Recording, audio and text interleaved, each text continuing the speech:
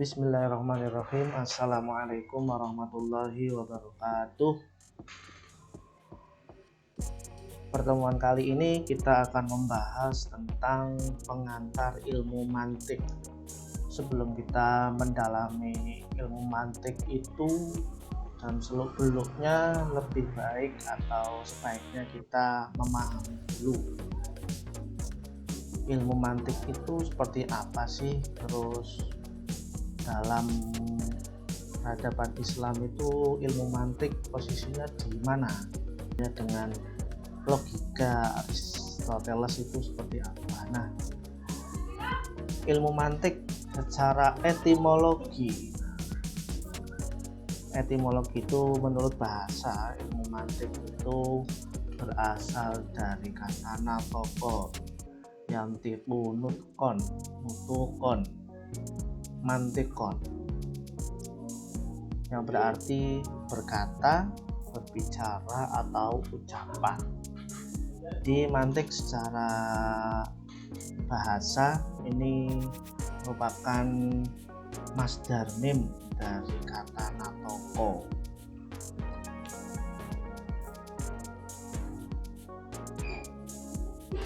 Kemudian ada pula yang mengatakan bahwa mantik itu ilmu tafkiris sahih, yaitu ilmu yang mempelajari tentang cara berpikir yang benar.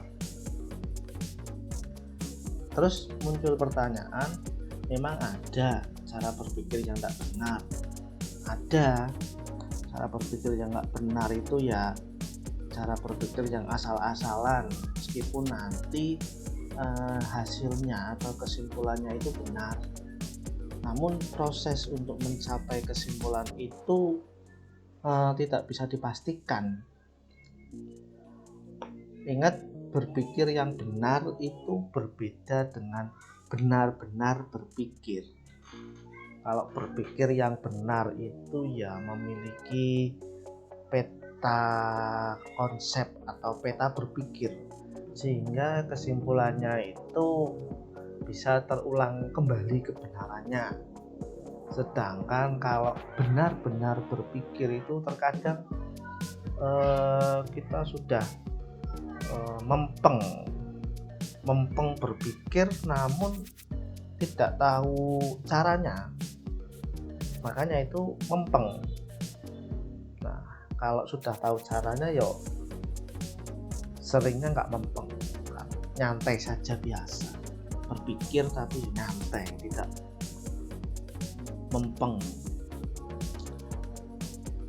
Kemudian secara istilah atau terminologi, mantik itu adalah majmu'atu qawanin ta'simul fikra anil khata'i. Itu sekumpulan kaidah yang menjaga pikiran dari kesalahan. Nah, ini yang tadi saya sebut perlu memiliki peta berpikir. Apa itu peta berpikir? Yaitu sekumpulan kaidah. Jadi ada kaidah-kaidah, ada aturan-aturan yang menuntun kita untuk berpikir, sehingga meminimalisir dari kesalahan. Meskipun nanti pada awal mula berpikir sesuai dengan kaidah itu menemukan kebuntuan atau kesalahan, namun itu akan terevaluasi dan lama-lama akan menemukan kebenaran yang bisa terulang-ulang kembali.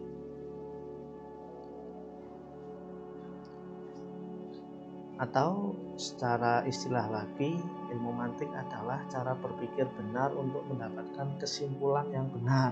Nah, ini cara berpikir benar. Ada cara berpikir yang tidak benar, namun pada nantinya akan menghasilkan kesimpulan yang benar. Ini sering dialami ketika saya mengajar mata kuliah ilmu kaligrafi. Nah, teman-teman itu ketika menulis huruf alif misalkan, itu ada yang benar, tapi ketika saya suruh mengulang itu nggak bisa, nggak benar. Nah, mengapa demikian? Ketika saya tanya, ternyata itu hanyalah kebetulan. Dan ketika saya perhatikan, cara memegang penanya itu kurang tepat. Jadi ketika menulis huruf alif yang pertama itu benar, namun untuk menulis yang selanjutnya itu terkadang salah. Nah, ini jadi cara berpikir yang salah juga terkadang memberikan kesimpulan yang benar. Ini ada yang mengatakan ilmu mantik itu ibarat timbangan, mizan. Ada yang mengatakan ibarat penggaris, mustoroh, dan nahwu, kaidah bahasa Arab. Ada 3. Yang timbangan misalkan nih ya, ini berguna untuk menimbang. Misalkan ini contoh, Ilham curhat dengan Kano karena bingung menentukan pilihan mobil Pajero atau Fortuner. Jadi ceritanya itu gini, si Ilham ini punya uang, yaitu bingung mau milih Pajero atau Fortuner. Ceritanya mau beli mobil, curhat dengan Kano, mau minta masukan. No, menurutmu kalau Pajero itu gimana mobilnya? Ya gini. Nah, kalau Fortuner itu gimana? No, ya mirip sih sama Pajero, tapi ya masing-masing punya kelebihan dan kekurangan. Oh gitu ya, no. Terus Kano bilang ke Ilham, tanya, memang kamu mau apa? Mau beli mobil itu, po? Iya, no. Nah, kamu punya uang berapa? Kalau Pajero itu yo, saya itu punya uang nggak, no. Uangnya itu ya berapa sih? 90 juta. Nah, kalau kamu punya uang 90 juta yo nggak bisa untuk beli Pajero atau Fortuner, Han. Kamu ya beli yang biasa-biasa aja. Nah, ini jadi itu contoh bahwa si Ilham ini mau beli sesuatu tapi dia nggak logis, tidak sesuai dengan logika. Manteknya itu nggak dipakai. Dia punya uang 90 juta mau beli Pajero ya nggak cukup. Meskipun mau cari informasi kemana saja, uang punya uangnya 90 juta.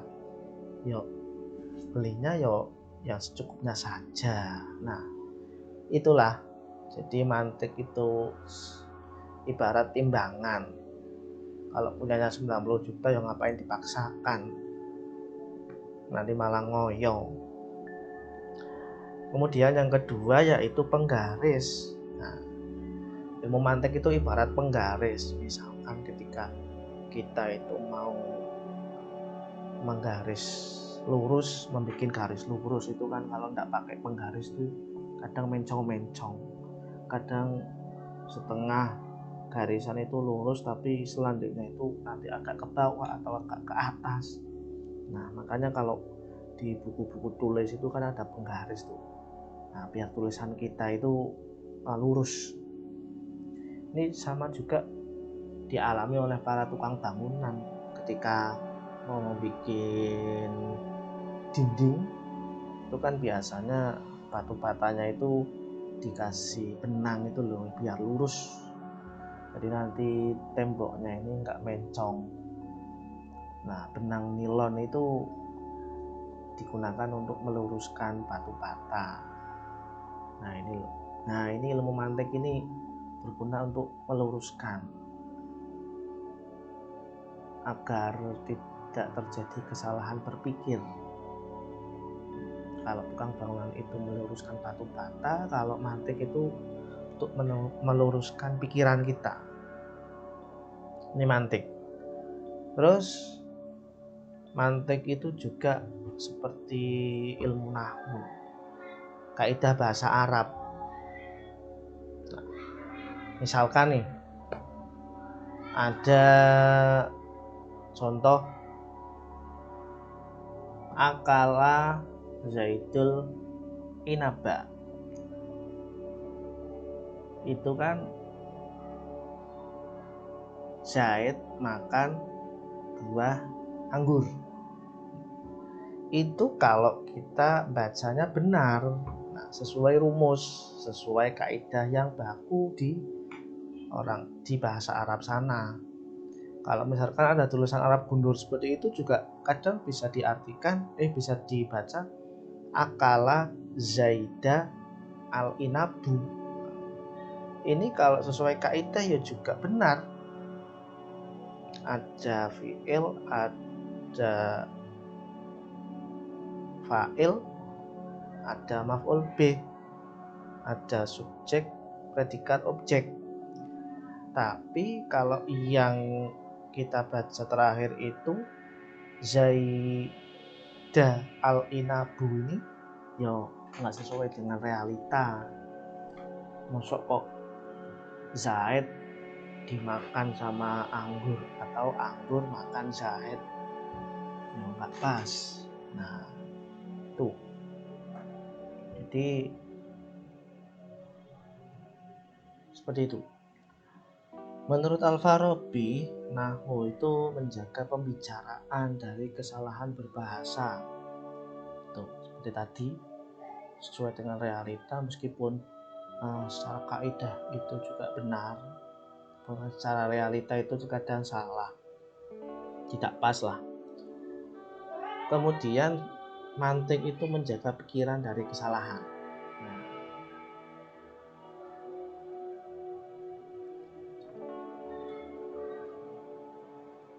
ilmu mantik itu ada yang mengatakan dibagi dua, yaitu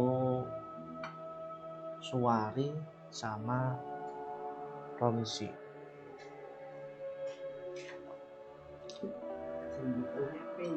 Suwari ini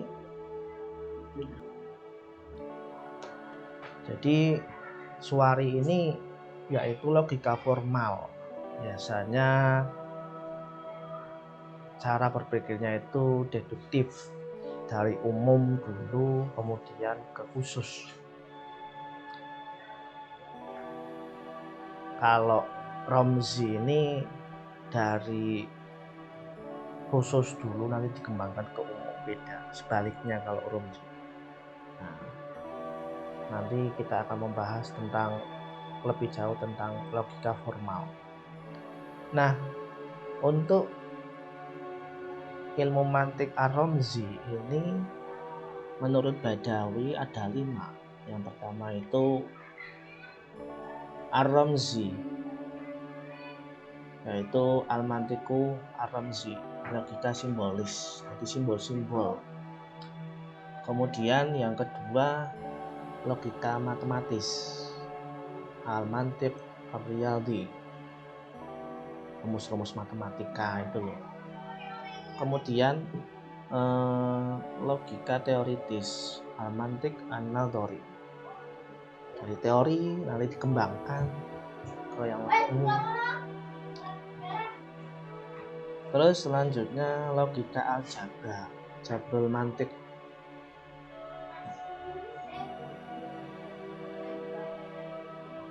Yang kelima yaitu Al-Logaritmi, Al-Mantiq Al-Logaritmi, yaitu logika algoritma, hubungan ilmu mantik dengan ilmu lain.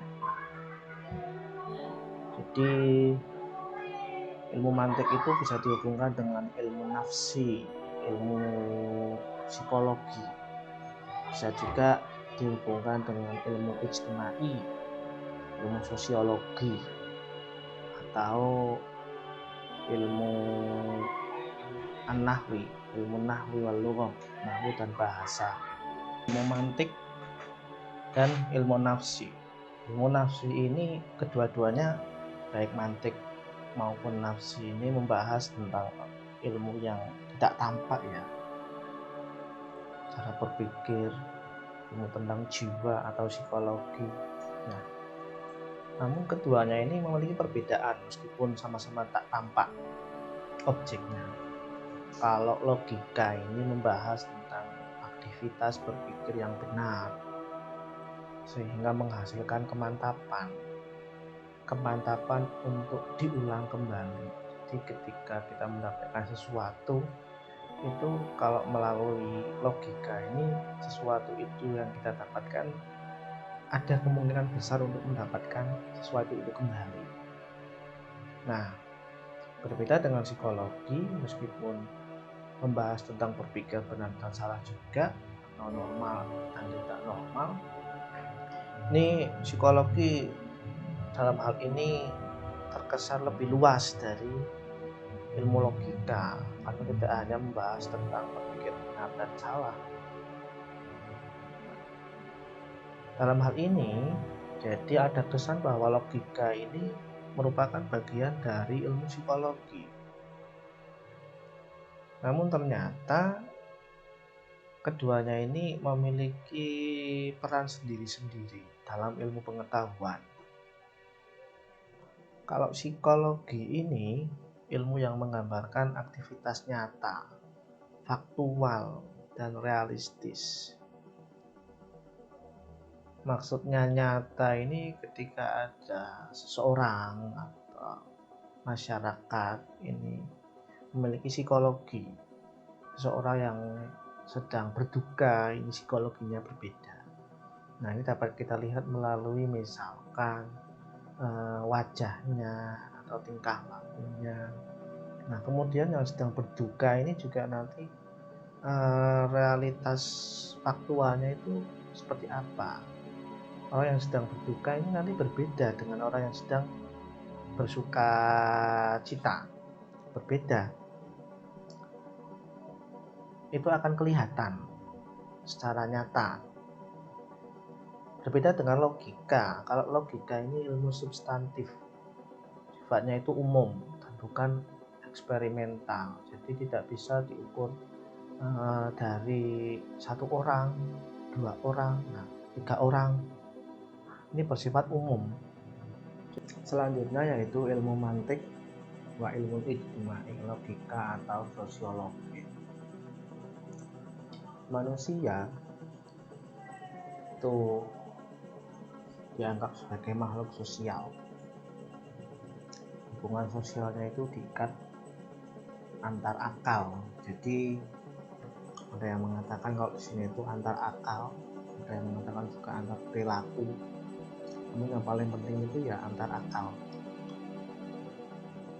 Di ketika satu berbicara dengan yang lain berbicara itu juga melalui proses akal. Yang satu curhat dengan curhat yang lain juga berhubungan dengan akal. Atau ketika ada seorang pembeli mau membeli sesuatu, itu juga sedang mencurahkan, sedang melakukan kerja akal.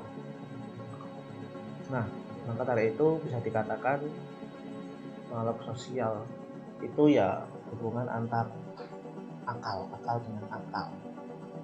Nah, akal atau pikiran ini itu tidak bisa dilihat. Pikiran yang nyata hanya bisa dipahami dan dijelaskan melalui kehidupan sosial.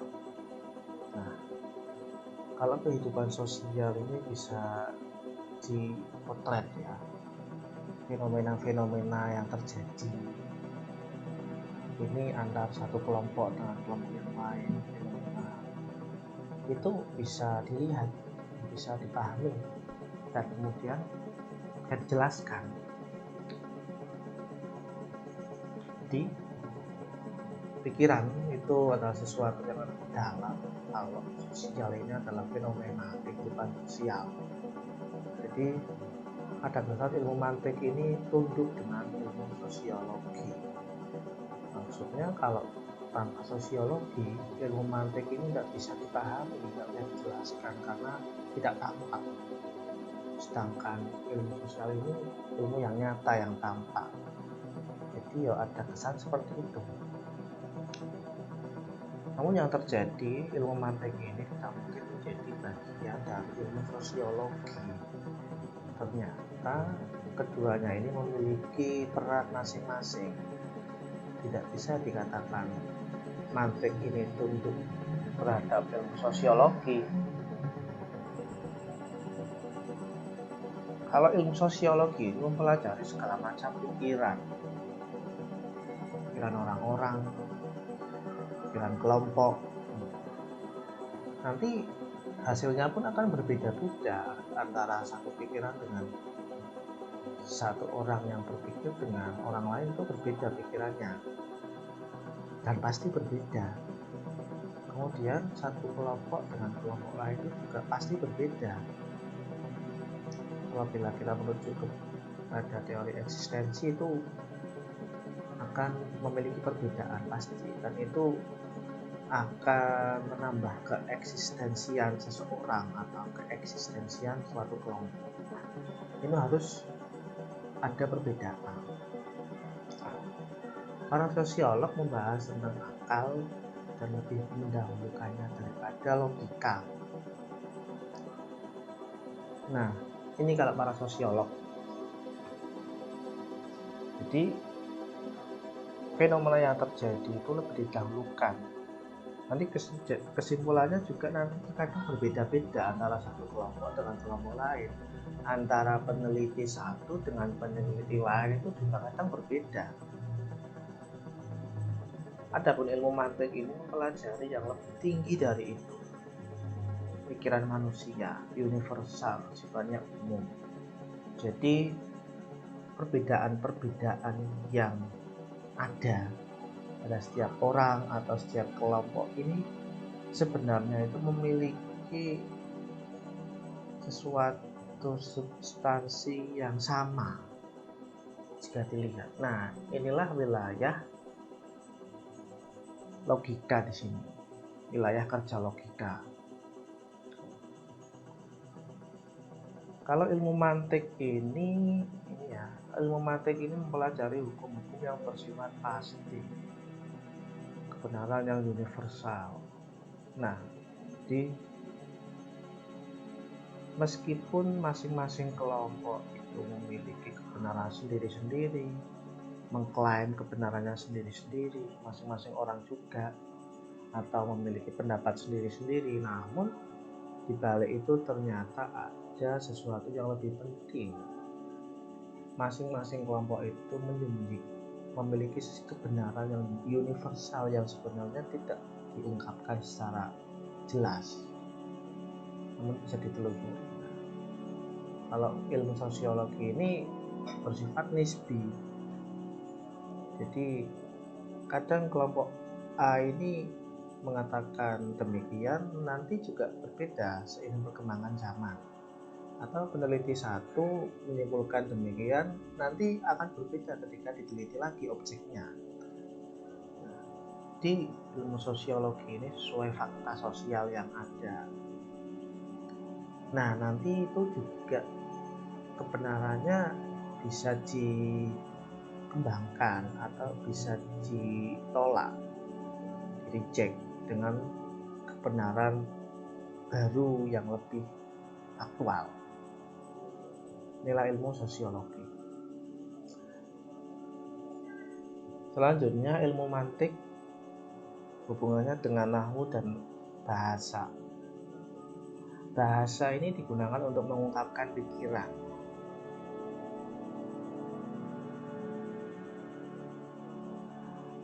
Dalam salah satu film ini menarik, kalau nggak salah di film Miracle Worker ini mengatakan bahwa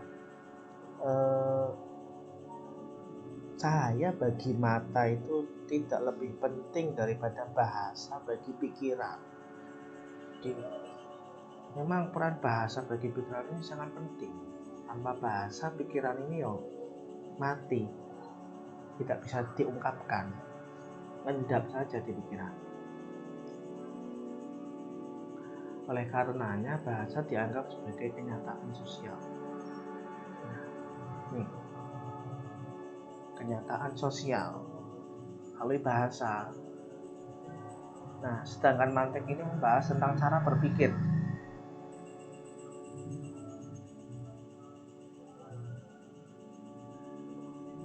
Nah, ketika kita berpikir, kita juga pasti menggunakan bahasa saat berpikir itu.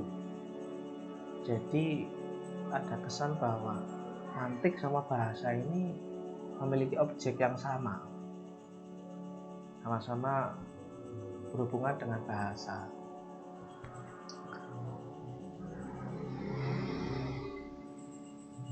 Mantik juga sebagaimana dijelaskan tadi secara etimologi juga diambil dari bahasa, yaitu nutkun atau kalamun yang berarti berbicara atau ucapan.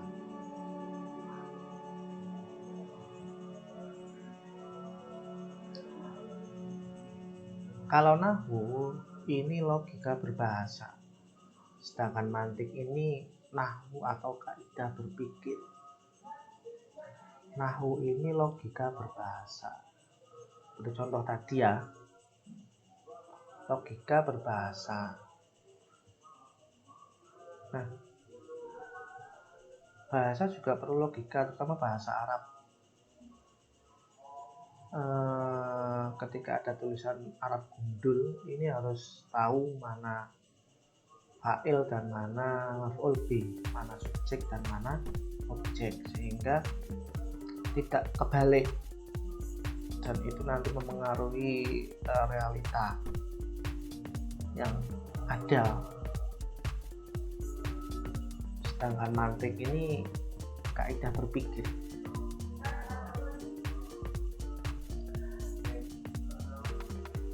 Meski demikian, meski ada persamaan tadi, namun dalam peradaban Islam ini tidaklah sama.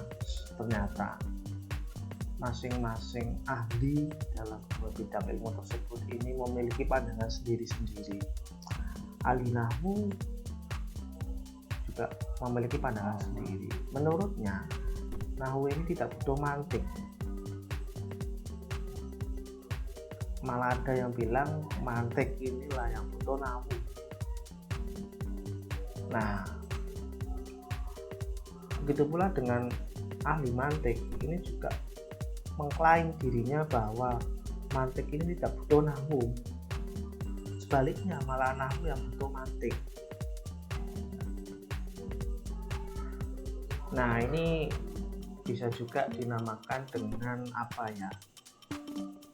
Egoisme ilmu pengetahuan. Jadi masing-masing ahli, masing-masing pengetahuan ilmu ini mengklaim dirinya ini yang paling superioritas. Nah, dalam ilmu pengetahuan ini sudah biasa terjadi. Yang ahli fikih bilang kalau fikih ini paling super, yang ahli tasawuf bilang fikih tanpa tasawuf itu kosong belaka. Inilah yang dinamakan dengan egoisme ilmu pengetahuan.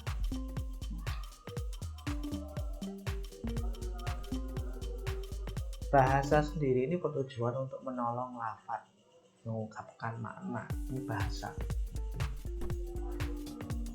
Tanpa bahasa, makna, pikiran, konsep, ide yang dimiliki seseorang ini tidak mungkin muncul, tidak bisa dipahami, tidak bisa dijelaskan. Sedangkan mantik ini bertujuan untuk mengatur nahwu, menuntun seseorang berpikir benar. Nahwu ini juga perlu logika di sini, logika kaidah-kaidahnya, logika harus ada subjek, predikat, objek, masing-masing juga punya peran, atau subjeknya dihilang nggak tahu. Nah ini juga masing-masing punya peran. Nah selanjutnya logika Aristoteles dalam peradaban Islam. Nah ini ada yang pro dan ada yang kontra.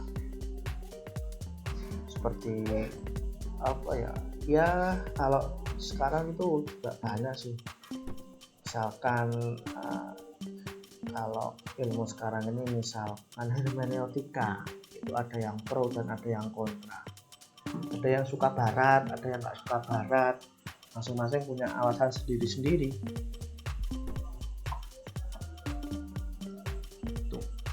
Nah dan masing-masing juga punya segi plus minusnya.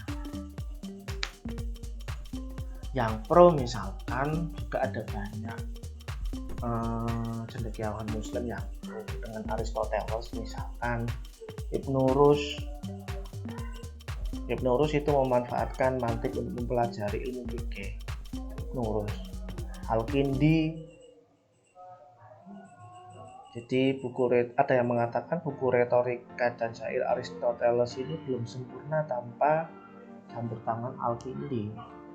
Jadi ketika mempelajari retorika dan syair Aristoteles ini juga perlu merujuk ke pendapat-pendapatnya Al-Kindi. Kemudian Ibnu Hazm, kitab-kitabnya juga dipengaruhi oleh ilmu mantik. Imam Syafi'i juga kitab Ar-Risalahnya juga dipengaruhi oleh ilmu mantik. Imam Haramain malah berusaha memadukan ilmu mantik dengan usul fikih. Begitu pula dengan Imam Al-Ghazali memadukan ilmu mantik dengan ilmu keislaman lain. Al-Ghazali juga berpendapat bahwa ilmu mantik Aristoteles ini menjadi salah satu syarat ijtihad dan hukumnya fardu kifayah bagi orang muslim. Mungkin karena suatu hukum ini juga perlu mendatangkan logika berpikir, dan nanti juga hukum ini kan sifatnya berkembang ya. Ini perkembangan zaman ini nanti ada banyak hukum-hukum baru yang bermunculan, yang didapatkan atas fenomena baru. Ini juga butuh logika atau butuh ilmu mantik. Nah ini ada pula yang kontra dengan logika Aristoteles. Misalkan ini yang kontra ini umumnya para pemikir salaf, ulama-ulama salaf ini menentang logika Aristoteles dan filsafat Yunani. Ya sama seperti sekarang, hermeneutika juga cenderung ditentang oleh para ulama-ulama salaf.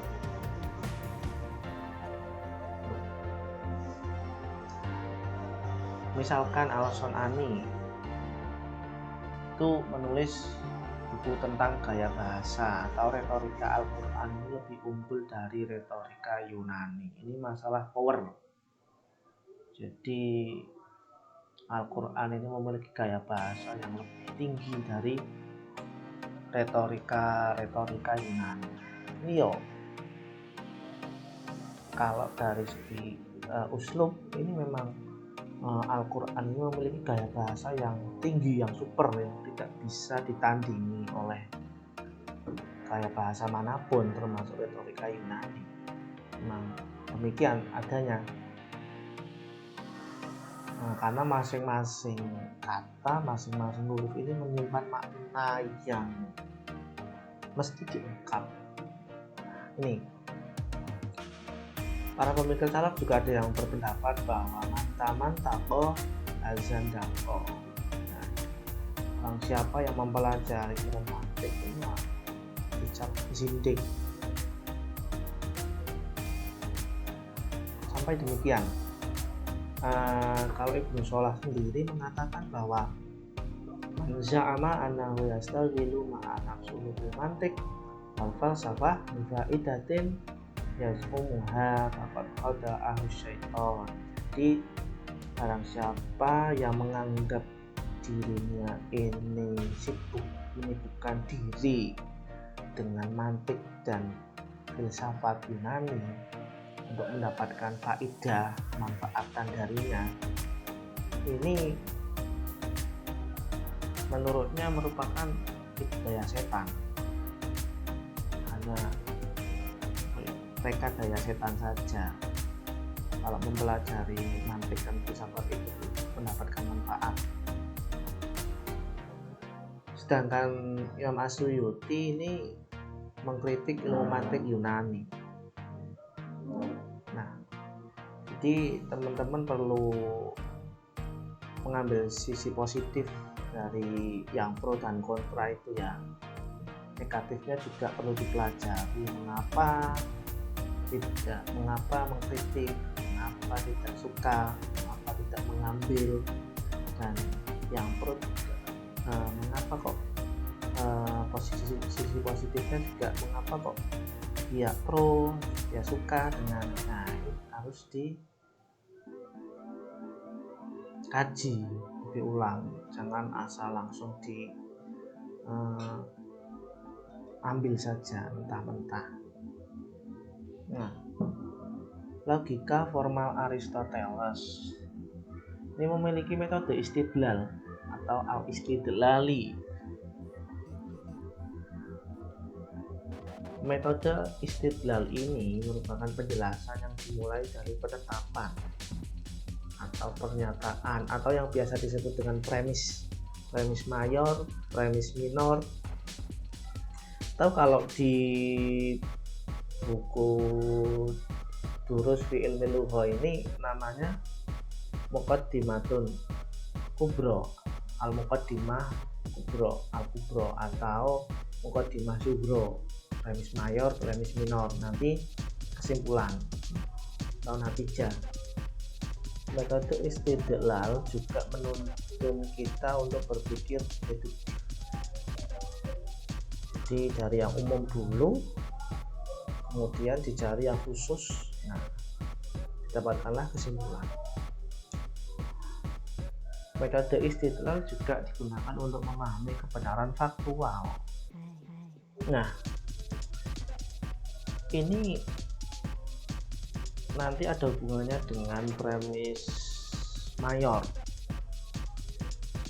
Nah, premis mayor ini harus faktual, fakta, harus realita, tidak ngarang, tidak bohong, agar nanti kebenarannya juga faktual.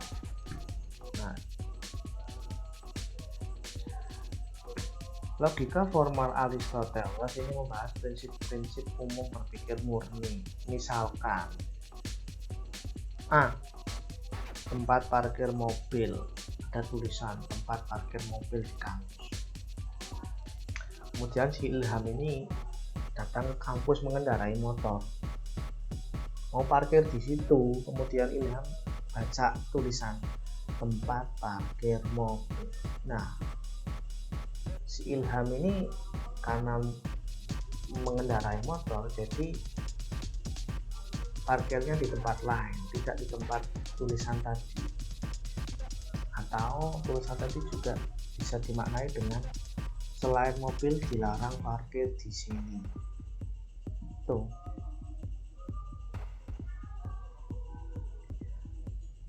Nah, kemudian logika formal juga tidak memunculkan pengetahuan baru. Di situ, misalkan tempat parkir mobil, kesimpulannya adalah Ilham parkir di tempat lain. Nah, kesimpulan ini sebenarnya sudah ada pada premis mayor tempat parkir mobil itu. Berarti ketika ada tulisan tempat parkir mobil, bisa juga dimaknai tadi selain mobil dilarang parkir di sini, atau bisa dibaca juga motor dilarang parkir di sini. Alhasil kesimpulannya adalah Ilham yang mengendarai motor parkir di tempat lain. Nah, ini sebenarnya kesimpulan itu sudah ada pada premis mayor di atas. Logika formal juga tidak mempermasalahkan isi atau substansi atau materi. Mau tempat parkir mobil, mau tempat parkir pesawat, itu tempat parkir kapal. Nah, itu misalkan di kampus ada tulisan tempat parkir pesawat, meskipun secara faktual tidak mungkin, namun ini bisa saja, sah-sah saja dalam logika formal. Nah, inilah yang nanti menjadi kelemahan dari logika formal ini. Pernyataan awal dapat dibuat bohong sehingga kesimpulan menjadi tidak benar secara materi, secara substansi. Misalkan tempat parkir mobil. Ilham mengendarai motor. Kesimpulannya Ilham parkir di tempat lain. Padahal premis mayor itu tempat yang ada tulisan tempat parkir mobil ini sebenarnya memang tempat parkir motor, bukan tempat parkir mobil. Ini namanya pembohongan. Tapi ya kesimpulannya ya secara logika formal ya benar. Nah, inilah yang menjadi kelemahan logika formal. Kemudian syaratnya, oleh karena tadi ada kelemahan, jadi logika formal ini memerlukan syarat. Pernyataan harus benar sesuai realita yang ada. Misalkan kalau tempat parkir mobil ya memang di situ digunakan untuk parkir mobil beneran, tidak bohong. Namun ada pula pernyataan bohong yang menghasilkan kesimpulan benar. Misalkan premis mayornya ini bohong, tapi kesimpulannya benar. Misal tempat parkir pesawat, di kampus ada tulisan tempat parkir pesawat. Kemudian si Ilham ini mengendarai motor. Kesimpulannya Ilham parkir di tempat lain. Padahal tulisan tempat parkir pesawat ini digunakan untuk tempat parkir mobil. Meskipun di situ ada hal yang tidak benar, namun kesimpulannya benar. Jadi maksud dari kesimpulan benar ini, seseorang yang menulis tempat parkir pesawat ini menghendaki bahwa selain mobil ini parkir di tempat lain, atau motor ini parkir di tempat lain, tidak di situ. Ini kesimpulannya benar. Oke,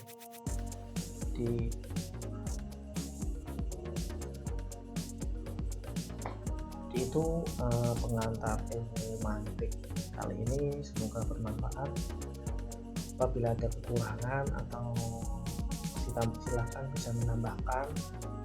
Apabila ada kesalahan silahkan bisa dibenarkan. Sekian, wallahul muwaffiq ila aqwamit thoriq wa a'lam bishawab. Assalamualaikum warahmatullahi wabarakatuh.